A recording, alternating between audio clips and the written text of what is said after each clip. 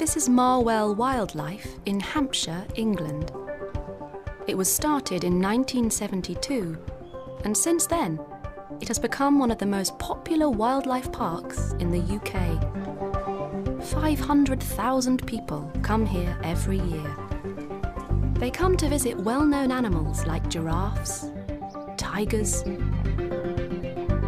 monkeys and rhinos, as well as more exotic animals like the snow leopard, the Somali wild ass, and the ring-tailed quachi. There are reptiles like this green tree python, and birds like these flamingos. However, Marwell Wildlife is different to other wildlife parks and zoos.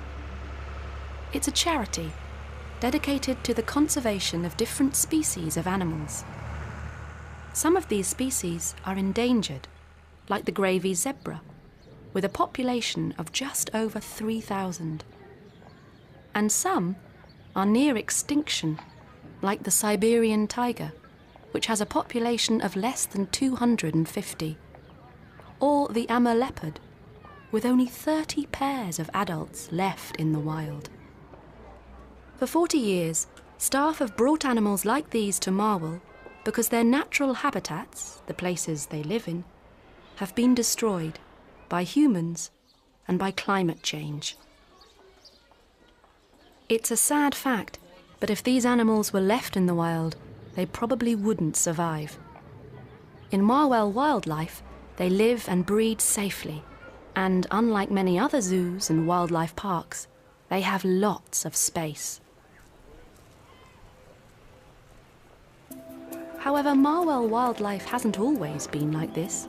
It used to be smaller and used to have fewer animals.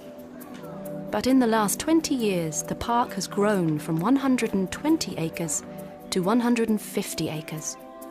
It has become a more open park, where the animals have much more space.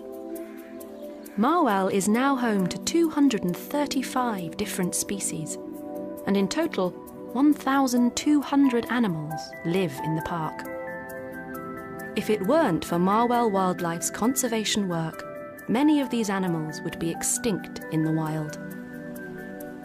Sadly, though, some of them already are. This is the scimitar oryx. They are a type of antelope that used to live all over North Africa. They have always been hunted for their large horns, and now there are none left in the wild. They only live in places like Marwell Wildlife, where they are part of a breeding programme. The park hopes that if more oryxes are born, then some might be released back into the wild. They have already done this with some oryxes, which have been released in Tunisia.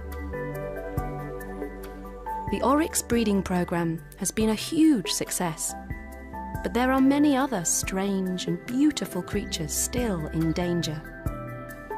If places like Marwell Wildlife didn't help, many of these amazing animals would die out completely.